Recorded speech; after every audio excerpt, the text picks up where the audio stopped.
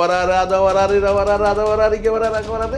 கடைசியாக தஞ்சாவூர்லேயே ஒருத்தனப்பா வந்து ஒரு பையன் இறந்து போயிட்டான் தஞ்சாவூர் கொடுத்துட்டு. இப்போ அடுத்து நீங்கள் வந்து பார்த்தீங்கன்னா அனுமதி கொடுத்துட்டாங்க பக்குன்னு இது ஐயோ இந்த செவரு இன்னும் எத்தனை பேருக்கு காவு வாங்குமோ அடுத்த ஒரு பயம் வருதா இல்லையா?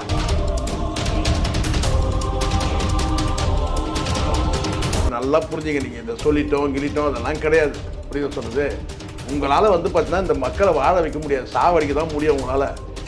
யாராவது அதில் இருக்க அரசியல் கட்சி நடத்துறதுக்கு தகுதியானவர்களா இருக்கிற போனவங்களும் வந்து பார்த்தீங்கன்னா வந்து எல்லாம் வந்து கழிச்சு கட்டணவனுக்கு தான் போயிருக்காங்க. செங்கோட்டையன், அந்த இவன் நாஞ்சி சம்பத்து, அந்த இவன் ஜெயஸ்ரீ பிரபாரா, இவங்களாம் யாரு?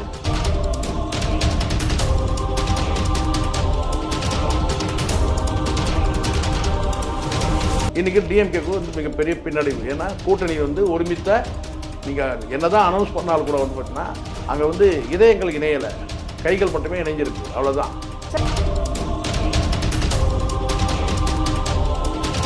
வேல்முருகன் வந்து வெளியே போயிட்டாரு, கூட்டணி விட்டு வெளியே போயிட்டாரு. இவருக்கு அந்த கூட்டணியில் நான் இருக்கிறேன், நான் உங்களுக்கு சப்போர்ட் பண்ணுறேன், ஆனால் நீங்கள் வந்து எனக்கு தேவையான சின்னத்தை நீங்கள் மறுக்கிறீங்க, எங்களுடைய சொந்த சின்னத்தை மறுக்கிறீங்க, எங்களுக்கு தேவையான தொகுதியும் மறுக்கிறீங்க. அப்போ நாங்கள் வந்து பார்த்தீங்கன்னா கூட்டணியில் இருக்கிறோம், ஆனால் நாங்கள் போட்டியிடலைன்னு சொல்கிறாங்க. அது வந்து அவங்க எடுத்த முடியும். டிஎம்கே சைடில் தடுமாற்றங்கள் இருக்கு.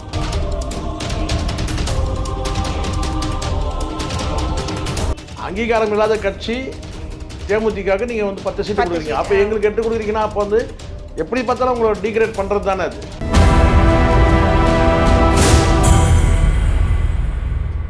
நியூஸ்மெட் நேயர்களுக்கு அன்பு வணக்கம். இன்னைக்கு நம்மளோட சிறப்பு நேர்காணலுக்கு வந்திருக்காங்க மூத்த பத்திரிகையாளர் ஷேக்வரா ஜெய்சங்கர் சார். வணக்கம் சார். வணக்கம்மா. வணக்கம். நல்லா இருக்கீங்களா? நல்லா இருக்கேம்மா. சார், தேர்தல் களம் பயங்கர சூடு, அனல் பறக்குது. ஒவ்வொரு கட்சியும் வந்து தன்னுடைய வேட்பாளர்கள் யாரு, தேர்தல் பிரச்சாரம் என்ன, எல்லாமே எங்கம்மா விஜய் பிரச்சாரத்துக்கு வெளியே வந்தான். அனல் பறக்குது, சூடு பறக்குது, அதை பறக்குது, இது மாதிரி தான் அவன் படையோடய படுத்துப்பான்.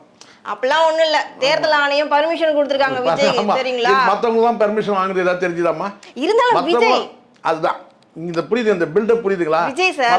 இப்போ நான் கேட்குறேன், எடப்பாடி, மு.க. ஸ்டாலின், திருமாவளவன், இன்னும் வந்து கமலஹாசன், இவங்க யாருக்கும் வந்து பார்த்தீங்கன்னா இவருக்கு மட்டும்தான் இப்போ அனுமதி.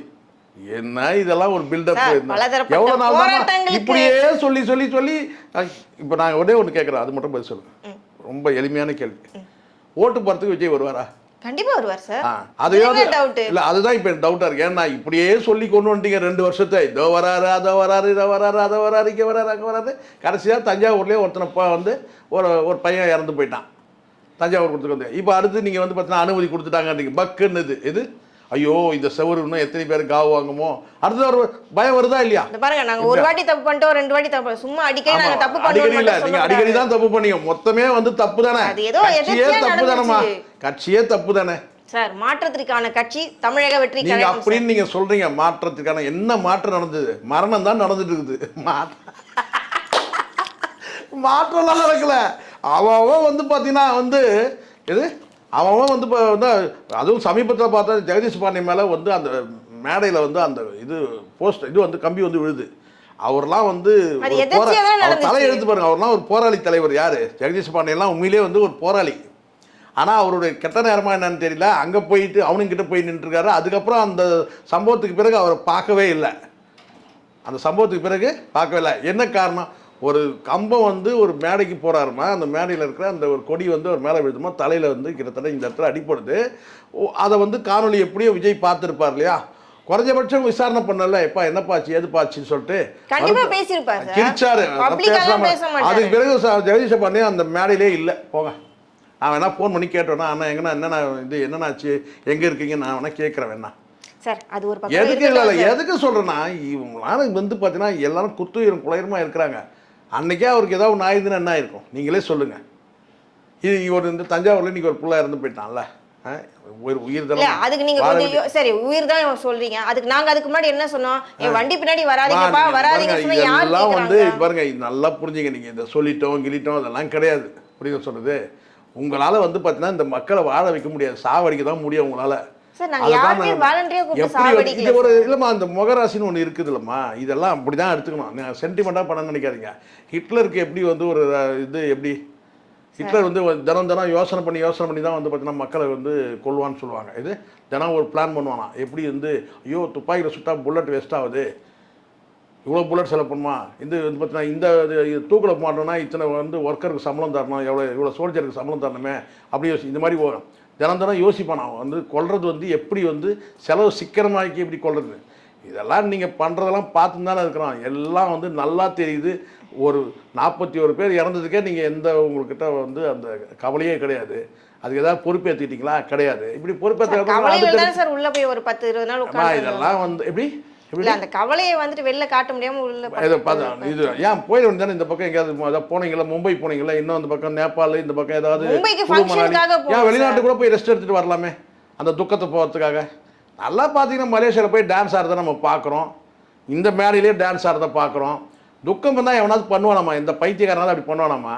நீங்கள் உங்கள் ஆட்சி அமர்ற வரைக்கும் நீங்கள் டான்ஸ் ஆடக்கூடாது. என்ன கேட்டால் எப்படி டான்ஸ் ஆட முடியுது?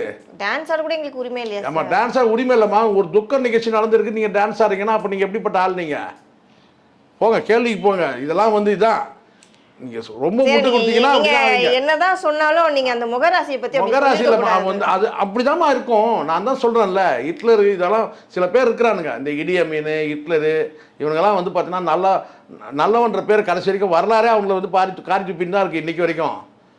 இன்றைக்கி வரைக்கும் வரலாறு காரி துப்பின்னு தான் இருக்குது. ஹிட்லராக இருக்கட்டும், இடிய மீனாக இருக்கட்டும், அந்த ரகத்தில் தான். இவெல்லாம் மக்களுக்கான தலைவர்லாம் நீங்கள் சொல்லாதீங்க. ஏதோ மேடையில் உட்காந்து பேசிட்டு இருக்கிறானுங்க, வந்து எங்கள் தலைவர் பிடிக்கிட்டாரு கத்த கட்டிட்டாருன்னு பார்த்து தான் எனக்கு எல்லாம் தற்கொலை கும்பல், எல்லாமே எல்லாம் முட்டாள் பசங்க. ஆதவர்ஜன் அப்படி சொல்ல அவன் தலையில் ஏதாவது வந்து அவன் தலையில் முழுக்க களிமண் தான் இருக்குது.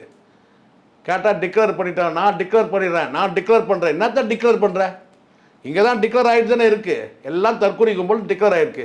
எந்த அரசியல் கட்சிக்கான அந்த வடிவமைப்பு எதுனா இருக்குதா? ஒரு அரசியல் கட்சி தான் அதை மதிக்க முடியுதா? இன்றைக்கு வரைக்கும் யாருமே வந்து அதை ஒரு அரசியல் கட்சியாகவே மதிக்கலை. ஏதோ மனமகிழ் பண்ணுற மாதிரி வச்சுருக்கிறானுங்க. அப்படி தானே இருக்குது அந்த கட்சி. ஏதாவது ஒரு அரசியல், இப்போ திமுக அதிமுக ஒரு அரசியல் கட்சி, விசிகா ஒரு அரசியல் கட்சி, மக்கள் நீதி மையம் ஒரு அரசியல் கட்சி கூட சொல்ல முடியும். மற்ற எந்த என்டிகே சொல்லுங்கள், அது அரசியல் கட்சியை தாண்டி வந்து பார்த்தீங்கன்னா அது மக்களுக்கான இயக்கம் இல்லை. ஏதாவது இவங்களுக்கு எதனா இருக்கா? ஒன்றும் கிடையாது. இப்போ மறுபடியும் பில்டப் பண்ணுகிறா எல்லாரும். திடீர்னு ட்விஸ்ட் பண்ணிட்டாரு. இது வந்து திடீர் முடிவெடுத்த விஜய் இது இன்னைக்கு களத்தில் இனி இறங்க போறாரு. இதே தானா சொல்லி இருக்கீங்க. ஆமா சார், பாருங்க சார் பிரச்சாரத்தை ஆரம்பிக்கிறாரு. பிரச்சாரத்தை ஆரம்பி நீங்க இதெல்லாம் வந்து எப்போ பண்ணிட்டு இருக்கணுமா? இந்நேரம் இதை பாருங்க, சீமான் கூட இறங்கிட்டாரு, நேராக போனாரு, முருகன் கோயிலுக்கு போனாரு. இந்நேரம் இது ஏன் நல்ல இது? நான் வந்து 27 நல்ல நாள் இது அது ஜோசிகாரன் பார்த்து அது ஒரு நல்ல நாள். எல்லாம் இன்னொரு விஷயம் பாத்தீங்கன்னா அதே 27ஆம் தேதி தான் தேமுதிகவும் அவங்களோட வேட்பாளர் அறிவிக்கிறேன்னு சொல்லியிருக்காங்க. வேட்பாளர் அறிவிக்கிறது நான் கேட்குறேன். இப்போ நான் கேட்குறேன் வந்து இதுக்கே இவ்வளோ பில்டப் 27 வரைக்கும் பாண்டிச்சேரி ஓவர் நைட்டு திடீர்னு விட்டீங்க? நான் கேட்குறேன், பாண்டிச்சேரியில் முன்னாடி ஏதாவது பில்டப் பண்ணிங்களா? இது மாதிரி பாண்டிச்சேரி உடனே அறிவிச்சிட்டிங்க ஒரு பேப்பரில். அந்த வேட்பாளர் கூட பார்த்தீங்கன்னா கூப்பிட்டு வந்து பனையூரில் வந்து பார்த்தீங்கன்னா வந்து ஒரு டீ காப்பியை கொடுத்து அதுக்கப்புறம் இவர் தாங்க வந்து பாண்டிச்சேரி வேட்பாளர் சொல்லியிருக்கலாம். நீங்கள் அங்கே போயிருக்கணும் நியாயமா இல்லையா? யார் விஜய் அங்கே போயிடணும், பாண்டிச்சேரிக்கு போயிடணும். பாண்டிச்சேரியில் போய் கூட உங்கள் வேட்பாளரை நீங்கள் அறிவிக்க முடியாது இல்லை? சரி, அப்படியே நீங்கள் வந்து ஜெயலலிதா பாணியை வந்து ஏடிஎம்கே பாணி டிஎம்கே பாணி அப்படி கூட இருக்கட்டுமே, இங்கே வர வச்சுருக்கலாம்ல. சொல்லுங்கள். அதை கூட இவர் வந்து பார்த்தீங்கன்னா வந்து ஒரு மேடையிலையோ இல்லை ஏதோ ஒரு அறிவிக்க மாட்டார், அறிக்கையில் வந்துடும். அவ்வளோ அந்த மாதிரி இருக்குங்க கட்சி நடத்துகிற லட்சணம். சொல்லுங்கள். இல்லைம்மா, நான் தான் சொல்கிறேன்ல, ஒரு அரசியல் கட்சி நடத்துறதுக்கே தெரியாத தற்கொலை கும்பல், ஒரு இயக்கம், ஒரு சங்கம் கூட நடத்த தெரியாதவங்க. சங்கம் நடத்தியிருப்பாங்களா இவங்க எப்பயாச்சும்? ஒரு தொழிற்சங்கம் அல்லது வந்து மக்களுக்கான வந்து பார்த்தீங்கன்னா வந்து ஏதோ ஒரு இயக்கம் ஏதாவது நடத்தியிருப்பாங்களா? எந்த அனுபவம் கிடையாது. நேராக அரசியல் கட்சிக்கு வந்துட்டீங்க. என்ன இருக்குது உங்களுக்கு? சொல்லு பார்க்கலாம். யாராவது அதில் இருக்க அரசியல் கட்சி நடத்துறதுக்கு தகுதியான இருக்குல்ல? இருக்கிற போனவங்களாம் வந்து பார்த்தீங்கன்னா வந்து எல்லாம் வந்து கழிச்சு கட்டினவனுக்கு தான் போயிருக்காங்க. செங்கோட்டையன், அந்த இவன் நாஞ்சில் சம்பத்து, அந்த இவன் ஜெயஸ்ரீ பிரபாகரன், இவங்களாம் யார்? சில வந்து ஒதுக்கி தள்ளவங்க தானே. அம்மாவால் புறந்தள்ளப்பட்ட வந்து செங்கோட்டையன் தானே. அப்புறம் அங்கே போயிட்டு நீங்கள் சரி அங்கே போய் ஏதாவது நீங்கள் எதாவது காட்டுறீங்களா பார்த்தா ஒன்றும் கிடையாது. இந்த கும்பலுக்கு தற்கொலை கும்பலை பேச விட்டு சிரிச்சு கிடக்குறீங்க அங்கே போய் உட்காந்துக்கிட்டு. ஒரு அரசியல் கட்சி இந்த மேடை பேச்சு மாதிரி நடக்குதாங்க பாருங்கள். எல்லாம் தருதலைங்க தற்கொலைங்க. ஏதோ நான் காழ்ப்புணர்வில் பேசுகிறேன்னு நினைக்காதீங்கம்மா. நீங்கள் வந்து ஒரு அரசியல் கட்சியாக நீங்கள் வந்து மாறுறீங்களா? இது வரைக்கும் மாறல.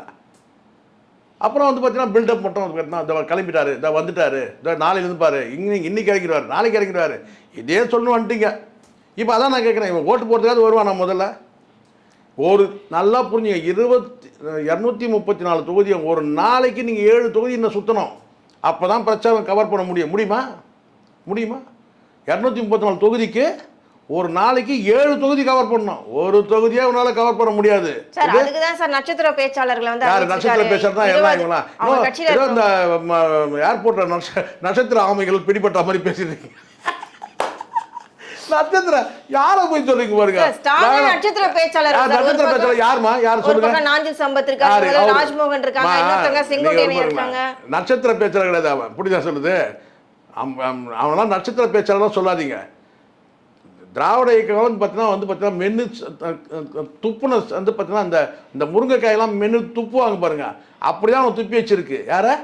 இந்த திராவிட இயக்கங்கள் 2 இயக்கங்கள் நான் சொல்கிறேன். அதிமுக திமுக வந்து பார்த்தீங்கன்னா எப்படி இந்த முருங்கைக்காயெல்லாம் வந்து சில பேர் மென்று போடுவானுங்க. இது நீங்கள் பார்த்து நமக்கு அந்த பழக்கம் கிடையாது. என்ன அந்த முருங்கைக்காயை பார்த்தீங்கன்னா மென்று சக்கை ஆக்கி போடுவானுங்க. இது சில இடத்துல பார்த்துருப்பீங்க. அந்த மாதிரி வந்து பார்த்தீங்கன்னா வெறும் சக்கை. அது அவனை போயிட்டு பெருசா நட்சத்திர பேச்சாலும் சொல்லிருக்கீங்க நீங்க. சார் இப்போதைக்கு எங்க கட்சியில அவங்க தான் சார். அதுதான் பாத்தீங்களா? இப்போ பாத்தீங்களா உங்களுக்கு இப்போதைக்கு அதான் கிடைச்சிருக்கு. எல்லாம் யூஸ் பண்ணி தூக்கி போட்டவங்க. இது நாங்க இப்பதானே களத்துல வந்திருக்கோம். அதாம்மா எங்களுடைய பவரை காட்ட. நான் சொல்றேன் எல்லாம் வந்து மென்னு துப்பிச்சு அப்படி தூக்கி போட்டதெல்லாம் வச்சிட்டு இருக்கீங்க. எல்லாம் அதுல இருக்கிற ஆட்களை பாருங்க, எல்லாம் அப்படிதான் இருக்கிறான். நட்சத்திர பேச்சாளர் நீங்க யார்? லோலாய் மணி அவன் தான் நட்சத்திர பேச்சாளர். ஏதாவது இருக்கா உங்களுக்கு? ஒரு ஸ்டார் வந்து பார்த்தீங்கன்னா நீங்கள் சொல்லலாம். நட்சத்திர வந்து பார்த்தீங்கன்னா வந்து ஒன்று ஒரு சிறந்த பேச்சாளர்கள். அவர் பேசினாரே வந்துடுவாங்க. ஒரு 500 பேர் நின்றுவாங்க. இதுதான் நட்சத்திர பேச்சாளர் தான். இதுதான் அங்கே யார் இருக்காங்க இன்றைக்கி? திராவிட கட்சிகளையே இன்றைக்கி நட்சத்திர பேச்சாளர்கள் கிடையாதுமா. அதெல்லாம் அந்த காலம்லாம் முடிஞ்சிருச்சு. வெற்றி கொண்டான், தீப்பொறி ஆறுமுகம் இவங்கெல்லாம் வந்தாங்கன்னா ஒரு பெரிய கூட்டம் வரும். அதெல்லாம் முடிஞ்சிருச்சு. இவங்கெல்லாம் நட்சத்திர பேச்சு. யார்? ராஜ்மோகன் நட்சத்திர பேச்சாளர். நான் என்ன சொல்கிறது உங்களை? இந்த லோலாய் மணி இவங்கெல்லாம் நட்சத்திர பேச்சாளர். பேச தமிழே தெரியாது. அவன் தான் கடைசியாக வந்து பார்த்தீங்கன்னா சீஃப் கெஸ்ட். அவர் தான். யார்? ஆதவ அர்ஜுனா. அவன் பேசுகிற தமிழ் பார்த்தீங்கல்ல, தமிழ் இனி மெல்ல சாகாது, சீக்கிரமாக சித்துரும் இவங்க பேச விட்டா. அப்படிதான் அவன் பேச்சு இருக்கு. பார்த்தீங்கல்ல, ஆதவ அர்ஜுனா பேச்சு எடுங்க. எனக்கு தெரியும் விஜயோட அரசியல் வந்து முடிஞ்சு போன விஷயம். இப்போ என்ன கொஞ்சம் கடைசியாக அந்த துடிக்க பாருங்க, அந்த மாதிரி துடிச்சிருக்கு. அவ்வளோதான். வந்து இப்போ என்ன ஒரு 4 மீட்டிங்கில் கலந்துப்பியா? அதுக்குள்ள என்னென்ன நடக்குமோ கண்டென்ட் கிடைக்கும் போது பத்திரிகையாளர்களுக்கு அவ்வளோதானே தவிர விஜயால் வந்து பார்த்தீங்கன்னா வாக்குலாம் கிடைக்காது. அந்த நீங்கள் இப்போவும் கூட நான் சொல்கிறேன், விஜய் வந்து இன்னைக்கு வரைக்கும் டிக்ளேர் பண்ணவே இல்லை. விஜய் நான் பெரம்பூர் தொகுதியில் போட்டிடுறேன் சொல்லுங்க பார்ப்போம். அறிவிச்சிருக்கா? அதிகாரப்பூர்வ அறிவிப்பை காட்டுங்க. அவன் அறிவிச்சுக்கிறான். ராஜ்மோகன் வந்து எக்மோர் தொகுதின்னு அவனே அறிவிச்சுக்கிறான். அதிகாரப்பூர்வமாக வந்து பார்த்தீங்கன்னா வந்து காட்ட சொல்லுங்க. அதுதான் 27ஆம் தேதி சொல்றேன்னு சொல்லியிருக்காரு. அதுதான் 27ஆம் தேதி தெரியட்டும். 27ஆம் தேதி பெரம்பூரில் அவர் போட்டியிருந்தார். இதுவரையிலும் முடிவாகலை. புரியுங்களா? 27 தேதி முடிவான பிறகு வேணா ஒரு வேளை விஜய் போட்டியிருந்து முடிவாக இருக்கான்னு தெரியல. ஆனால் நேற்றைய தினம் வரைக்கும் வந்து பார்த்தீங்கன்னா இந்த அறிக்கை இந்த 27ஆம் தேதி வேட்பாளர் அறிவிப்புன்னு சொல்கிற வரையிலும் விஜய் வந்து நிற்கிறதா தகவல் இல்லை. இது வரைக்கும் இவனுக்கு தான் சொல்லிட்டுருக்குறானுங்க. அறிவிப்பு வரட்டும், நிற்கட்டும். பெரம்பூர் தொகுதியில் யாருக்கு நமக்கு என்ன இருக்குது? அங்கே களத்தை எதிர்த்து நிற்கிறவங்க பாடாச்சு. ஆனால் நம்ம இருக்கிறத மக்களுக்கான அரசியல் நம்ம பேசி தானே ஆகணும். மக்களுக்கான நன்மை பேசி தானே ஆகணும். இவன் தற்கொலை கும்பல் சொல்லி தானே ஆகணும் இல்லையா? ஆனால் ஐயோ இவர் நிற்கிறாரு, அவர் நிற்கிறாரு, அவர் அவங்க பாராட்டினா இந்த ஊடகங்களும் அதான் பண்ணியிருக்கான். அவர் சட்டென்று முடிவெடுத்த விஜய், டக்கென்று கீழே போட்ட விஜய், எழுந்து நின்ற விஜய், படுத்துக்கிட்ட விஜய், வானத்தை பார்த்த விஜய், பூமியை பார்த்த விஜய், இப்படி தான் பேசிட்டு இருக்கானுங்க. தமிழில் இவனுங்க பாருங்கள், இந்த மெயின்ஸ்ட்ரீம் மீடியாக்களை ஒருபோதும் நான் சொல்ல மாட்டேன். இதெல்லாம் வந்து சலசலப்பு. இன்றைக்கி பெரிய விவாத பொருளாக இருக்கிறது பார்த்தீங்கன்னா திமுக அணி, அதிமுக அணி. உங்களை பற்றி பேசுறதுக்கு பேச்சே இல்லை. இப்போது எப்படி மாறிச்சு பாருங்கள். டிவிக்காவே யாராவது பேசுகிறாங்களாமா? இப்போ பேசவே இல்லை. என்றைக்கு உங்கள் தலைமையில் ஒரு அணி உருவாலியா அன்றைக்கே உங்கள் கதை முடிஞ்சு போச்சு. நீயே வந்து பார்த்தீங்கன்னா ஆப்பிள் ஏறி உட்காந்துட்ட, நடிகையை வச்சு சுற்றிட்டு கிடக்குற. அவங்க மொத்தம் வந்து டிவிகேக்கு வந்து பார்த்தீங்கன்னா இப்போ 3வது இடத்துல யார் வராங்க? அதுவும் என்டிகே உங்களை தள்ளுறதுக்கு வாய்ப்பு இருக்குது. என்டிகே தள்ளிடுவாங்க.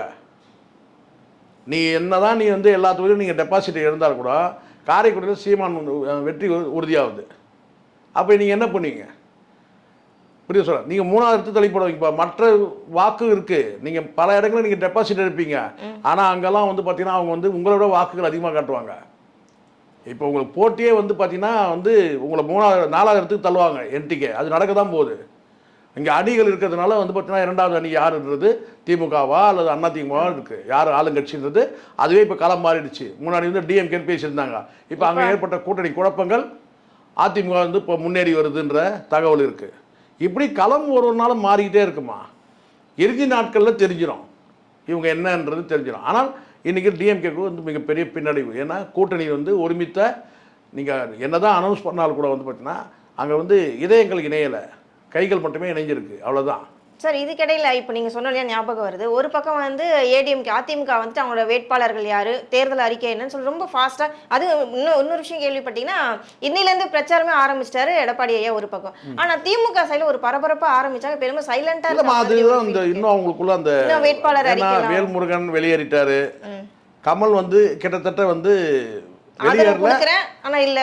போட்டியிடறன்னு சொன்னாலே அது வந்து பார்த்தீங்கன்னா களத்தில் இல்லைன்னு அர்த்தம். கமலும் போட்டியிடுறாருன்னா அப்போ அது வந்து வேற. அப்போ கமல் போட்டியிடாத அதுக்கு 2 காரணம் சொல்கிறாங்கன்னா, ஒன்று வந்து சின்னத்தை வந்து பார்த்தீங்கன்னா உதயசூரன் சின்னத்தில் போட்டியிடணும்னு சொல்கிறாங்க. இன்னொன்று வந்து என்னன்னா வந்து தொகுதியை கொடுக்கறதுல வந்து பார்த்தீங்கன்னா இவங்க கேட்குற தொகுதியை கொடுக்குறேன்னு. ஸோ இந்த 2 காரணத்துக்காக அவர் சொல்லிட்டு என்ன சொல்கிறாரு, நாங்கள் தொடர்ந்து ஆதரவு தருவோம்னு சொல்கிறார், அவ்வளோதான். அதில் கூட ஒரு விஷயம் மென்ஷன் பண்ணியிருந்தார் பார்த்தீங்கன்னா, நிபந்தனை இன்றி. ஆமாம், நாங்கள் எதுவும் நிபந்தனை இல்லை, நிபந்தனை நாங்கள் எதுவும் கண்டிஷன் பண்ணல, எந்த நிபந்தனையும் கிடையாது. இப்போ நீங்கள் இதெல்லாம் பண்ணாங்க, இந்த நிபந்தனை வச்சாங்க. இப்போ வந்து வேல்முருகன் நிபந்தனை வச்சார், இதெல்லாம் பண்ணணும் அதெல்லாம் பண்ணணும், அப்போ தான் நான் சொல்லிட்டு என்னோட கோரிக்கை நிறைவேற்ற எந்த நிபந்தனையும் கண்டிஷன் இல்லாமல் நான் உங்களுக்கு சப்போர்ட் பண்ணுறேன் அப்படின்றது தான் பொருள். எந்த நிபந்தனையும் நான் விதிக்கல, நான் உங்களுக்கு சப்போர்ட் பண்ணுறேன். ஆனால் அவருடைய ஃபோக்கஸ் வந்து வெறும் எம்பி சீட் மட்டும் இருந்தால் போதும். அப்படி கிடையாது, அப்படி இல்லை. அவங்க கேட்குற தொகுதியை வந்து கொடுக்கல. 2வது வந்து சின்னத்தில் வந்து பார்த்தீங்கன்னா சின்னம் கொண்டு பார்த்தீங்கன்னா அவங்களுடைய டிஎம்கே சின்னத்தில் போட்டிடணும்னு சொல்கிறாங்க.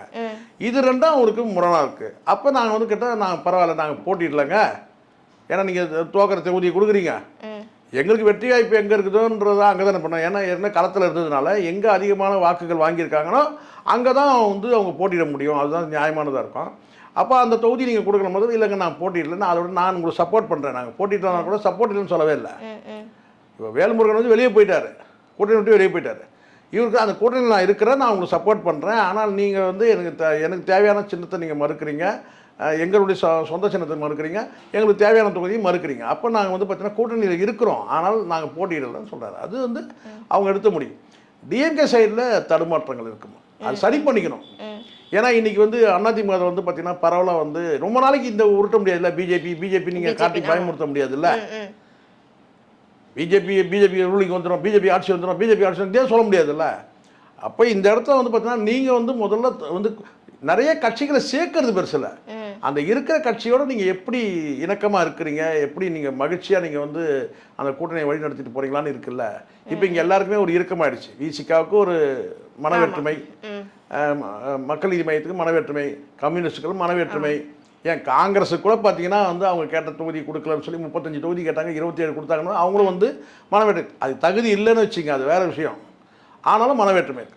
ஆனால் இந்த விஷயம் நம்ம பார்க்கலாம் சார். விசிகாக்கு லாஸ்ட் டைம் வந்து 6 சீட்டு கொடுத்தாங்க, இந்த வாட்டி 8 சீட்டு கொடுத்துருக்காங்க. 8 கொடுத்தாங்க. ஆனால் அவங்க பக்கத்தில் பார்க்குறாங்கல்ல, அங்கீகாரம் இல்லாத கட்சி தேமுதிகவுக்கு நீங்கள் வந்து 10 சீட்டு கொடுக்குறீங்க, அப்போ எங்களுக்கு 8 கொடுக்குறீங்கன்னா அப்போ வந்து எப்படி பார்த்தாலும் உங்களை டீக்ரேட் பண்ணுறது தானே. அது கம்யூனிஸ்டுகளை ஒரு சீட்டு குறைச்சிட்டிங்க, அது அவங்கள டீக்ரேட் பண்ணுறது தானே. அதே மாதிரி மறுமலர்ச்சி திமுக அவங்கள்ட்ட இருந்து ஒரு சீட்டு கம்மி பண்ணி, அதுதான் சொல்கிறேன், இதெல்லாம் டீக்ரேட் பண்ணுறது தானேம்மா. இது ஏன் சார், இதனுடைய நோக்கம் என்னவா இருக்கும்? இப்போ வந்து கூட்டணியில் இருக்கவங்களுக்கு மட்டும் 10 இல்லை, அவங்க என்னன்னா நிறைய கூட்டணி கட்சிகளை நாங்கள் நிறைய பேர் உள்ளே கூட்டு வந்திருக்கிறோன்ற ஒரு காரணம் இருக்கலாம். அது தாண்டி என்னன்னு கேட்டால் அந்த கட்சிகளுக்கெல்லாம் வந்து எண்ணிக்கை கூடுதலாக கொடுக்கும்போது பலம் பொருந்திய கட்சிகளாக மாறுறாங்க. அது வந்து எப்படி வந்து அதை ஏற்றுக்க முடியும்? ஒரு வளர்ந்த கட்சி வளரும் கட்சியை வந்து பார்த்தீங்கன்னா வந்து ஊக்குவிக்காது. அண்ணன் திரும்ப வந்து அப்பாவித்தனமாக சொல்கிறாரு பாருங்க, எங்களை ஊக்குவிக்கலை, உற்சாகம் பண்ணலை, எப்படி பண்ணும்? இப்போ நீங்கள் வந்து ஒரு ஒடுக்கப்பட்ட மக்களுக்கான ஒரு அரசியல் கட்சி நீங்கள் நடத்துகிறீங்க. அப்போ இன்னொரு கட்சி வந்து அவங்க வந்து இதே மாதிரி ஒடுக்கப்பட்ட மக்களுக்கான ஒரு கட்சியை வளர்க்குறான்னு வச்சுங்க, நீங்கள் ஊக்குவிப்பீங்களா? அவங்களுடைய அரசியல் பயணம் உங்களுடைய அரசியல் பயணம் வேறுன்னு சொல்லி, இதுதான் உண்மை தானே இது. அந்த மாதிரி தான் ஒரு அரசியல் கட்சின்னு நடத்தும் போது பார்த்தீங்கன்னா அவங்க வந்து உங்களை என்கரேஜ் பண்ணுவாங்க, ஊக்குவிப்பாங்கன்னா நீங்கள் எதிர்பார்க்க முடியாது. உங்களுடைய பலம் இருக்க தான் செய்வாங்க. வளர்க்குறது அவங்க வேலையும் கிடையாது. நீங்களே தான் வளர்ந்துக்கணும். நீங்கள் எப்படி ஒரு கட்சி உருவாக்குறீங்கன்னா நீங்களே தான் உங்களை வந்து பார்த்தீங்கன்னா வந்து மேலே மேலே வலுப்படுத்திக்கணும். இன்னொரு கட்சி வந்து செய்யலாம் எதிர்பார்க்க முடியாது. அண்ணன் திரும்பவே அந்த விஷயத்தில் அப்பாவித்தனமாக தான் சொன்னார். என்னன்னு கேட்டிங்கன்னா, எங்களை வளர்ச்சி வந்து ஊக்குவிக்கலை, வளர்ச்சி தடுக்க தான் பார்க்குறாங்க, இப்படி தடுக்க தான் பார்ப்பாங்க. எந்த கட்சியும் அப்படி தான் பண்ணோம். ஆனால் நம்ம அதை தாண்டி வரணும். சார், கடைசியாக ஒரு கேள்வி என்னன்னு பார்த்தீங்கன்னா, இப்போ அதிமுக பிஜேபி கூட்டணியில் வந்துட்டு தமிழ் மாநில காங்கிரஸ் ஜி.கே. வாசன் அவங்களுக்கு வந்துட்டு 5 தொகுதிகள் வந்துட்டு அலாட் பண்ணியிருக்காங்க. அது கூட வந்து தாமரை சின்னத்துல இருந்து தான் நீங்க போட்டியிடணும்னு சொல்லியிருக்காங்களே, இது எந்த அளவுக்கு பார்க்கப்படுது? இல்லை, இது அவங்க இதுதான் நான் சொன்னேன்ல உங்களுக்கு. ஏன் தாமரைன்னா அவங்க வந்து அதில் கூட்டணிக்குள்ள ஒரு கூட்டணி. இப்போ இவங்கெல்லாம் என்டே வரிசையில் போயிடுறாங்க. நியாயமாக வந்து ஒன்று அதிமுக கூட்டணி, அதிமுகவுடைய சின்னத்தில் போட்டிடணும். புரியுதுங்களா? இது இரட்டை இலை சின்னத்தில் போட்டிடணும். பிஜேபியோட சின்ன தாமரை சின்னத்தில் போட்டிட்டீங்கன்னா அப்போ தாமரை அதாவது கேட்டால் அது உள்ளே கூட்டணிக்குள்ளே ஒரு கூட்டணி, கூட்டணிக்குள்ளே ஒரு கூட்டணி. இது வந்து எங்கள் கண்ட்ரோலில் வரட்டும், தாமரை சின்னத்தை போட்டிட்டோம் அப்படின்னு சொல்கிறது வந்து அவங்க கட்டுப்பாட்டில் வைக்க பார்க்குறாங்க. ஆனால் இது ஒரு கூட்டணிக்கு வந்து அது வந்து சரியானது கிடையாது. ஒன்று கூட்டணிக்கு தலைமை யார்? அதிமுக. அதிமுக அப்போ ரெட்டை சின்னத்தை தான் நிற்கணும். ஆனால் ஒரு வகையில் நல்லது விடுங்க. எப்படியும் பிஜேபி வந்து பார்த்தீங்கன்னா வந்து பிஜேபின்றது வந்து வெற்றிக்கு சவால் தான். அதாவது தாமரை சின்னம் வந்து வெற்றிக்கு சவால் தான். அந்த வகையில் ஒரு 5 பேர் வந்து பார்த்தீங்கன்னா தாமரை ரெட்டலைன்னா சொல்ல முடியாது. ரெட்டலைன்னா வந்து ஏடிஎம்கேனா அது வந்து ஸ்ட்ராங் தான். சரிங்களா? ஆனால் இங்கே வந்து பார்த்தீங்கன்னா பிஜேபியோட சின்னமான தாமரை சின்னத்தில் போட்டிங்கன்னா நல்லது. தோக்கத்துக்கான வாய்ப்பு இருக்குல்ல. 5 சீட்டில் 2 சீட்டு வரலாம், மீதி 3 சீட்டு வந்து ஊற்றிக்கிறதுக்கான வாய்ப்பு இருக்குது. என்னதான் அதிமுக சின்னத்தில் போட்டிட்டாங்கன்னா அப்போ சொல்ல முடியாது. அதுக்கான வாய்ப்புகள், அதுக்கு வாய்ப்பு இருக்குது. ரெட்டலை சின்னன்றது வேறு, இங்கே வந்து தாமரை வந்து சின்னன்றது வேறு. தாமரை மீதான பார்வை வேறு, ரெட்டலை மீதான பார்வை வேறு. தாமரைன்னு வரும்போதே அங்கே மதவாத அந்த பார்வை வந்து வந்துடும் இல்லையா? நீங்கள் இப்போ வெற்றி சொன்னதுனால இப்போ அந்த இதை பற்றி நான் சொல்லிட்டு இருக்கேன். என்னன்னா, இப்போ பகுஜன் சமாஜ் கட்சியை சேர்ந்த பொற்கொடி ஆம்ஸ்டாங் அவங்களுக்கு ஒரு தொகுதி அலாட் பண்ணியிருக்காங்க. அந்த தொகுதியிலுமே வந்துட்டு இரட்டை இலை சின்னத்தில் தான் நீங்கள் வந்து வேட்பாளர் பிரச்சாரம் பண்ணணும் அப்படின்னு சொல்லியிருக்காங்க. இது எந்த அளவுக்கு சாத்தியமாகும்? இல்லைம்மா, இது சரியான நடவடிக்கை தான்மா. ஏன்னா எப்படி இருந்தாலும் ஆம்ஸ்டாங் அவர்களுக்கு நேம் இருக்கு. ஆம்ஸ்டாங் அவர்கள் தான் அங்கே முக்கியமே தவிர பகுஜன் சமாஜ் கட்சியில் அவர் வந்து ஒரு என்ன சொன்னால் ஒரு ஒருங்கிணைப்பாளர், தலைமை ஒருங்கிணைப்பாளராக ஏதோ ஒரு பொறுப்பில் இருந்தார் இல்லையா? அது வந்து ஒரு தேசிய கட்சியோட ஒரு மாநில தலைவராக தான் இருந்தார். இன்னைக்கு அந்த கட்சி வந்து அவங்க கிட்ட இல்லை. ஸ்ட்ராங்காக இல்லை. அந்த கட்சியே வந்து பார்த்தீங்கன்னா இப்போ ஆனந்தன் கிட்ட தான் இருக்கு. வழக்கறிஞர் ஆனந்தன் கிட்ட தான் அந்த கட்சி வந்து இப்போ இருக்கு. இந்த நேரத்தில் இவங்க வந்து அதுக்கு பிறகு இவங்க என்ன செஞ்சுட்டாங்கன்னா தமிழ் மாநில பிஎஸ்பின்னு ஒரு கட்சியை வந்து தொடங்கியிருக்காங்க. அப்போது வெற்றி வாய்ப்புன்றது வந்து பார்த்தீங்கன்னா நீங்கள் தமிழ் மாநில பிஎஸ்பிக்கு அவ்வளோ செல்வாக்கு கிடையாது. அப்படியே வந்து சின்னம் கூட வந்து பார்த்தீங்கன்னா எதுவும் ரீச் ஆகலை. நீங்கள் பகுஜன் சமாஜ் சொன்னீங்கன்னா யானை சின்னம் பரவலாக தெரியும் தான். சரிங்களா? ஏன்னா ஆம்ஸ்டாங் அவர்கள் போட்டிட்டு இருக்கிறாரு. அப்போ இவங்க எந்த சின்னத்தில் இவங்க வந்து போட்டிடுவாங்க? ஒரு புதிய சின்னத்தை கொண்டு போய் மக்கள்கிட்ட கொண்டு போய் சேர்க்கறதுன்றது கஷ்டம். அப்போ இந்த இடத்துல புத்திசாலி ஜனன்னு கேட்டால் இரட்டை இலை சின்னத்தில் போட்டிடுறது தான் சரியானதாக இருக்கும். ஏற்கனவே இருக்க ஆம்ஸ்டாங் அவர்களுக்கு உள்ள அந்த பகுதியில் உள்ள செல்வாக்கு ஏற்கனவே வந்து பார்த்தீங்கன்னா பலமுறை அதிமுக அந்த இடத்துல வென்று இருக்குது, அந்த வெற்றி பெற்றிருக்கு. அப்போ இது வந்து ஒரு வெற்றி வேட்பாளராக வந்து ஆம்ஸ்டாங் மனைவி அவங்கள பார்க்க முடியும். சரிங்களா? இதை தாண்டி தனிச்சின்னம்லாம் வந்து நீங்கள் சொல்கிற மாதிரி ஐயோ இரட்டை சின்னம் தனிச்சின்னத்தை பண்ணால் தனிச்சின்னத்தை கொண்டு போய் வந்து மக்கள்கிட்ட சேர்த்து வெற்றி பெறதுன்றது சாத்தியம் குறைவு. இது வந்து இரட்டைலைன்றது சின்னம் ஒரு பலம், அதிமுகன்றது ஒரு கட்சி வந்து பலம். இதை தாண்டி ஆம்ஸ்டாங் அவருக்குள்ள செல்வாக்குன்றது ஒரு பலம் இல்லைங்களா?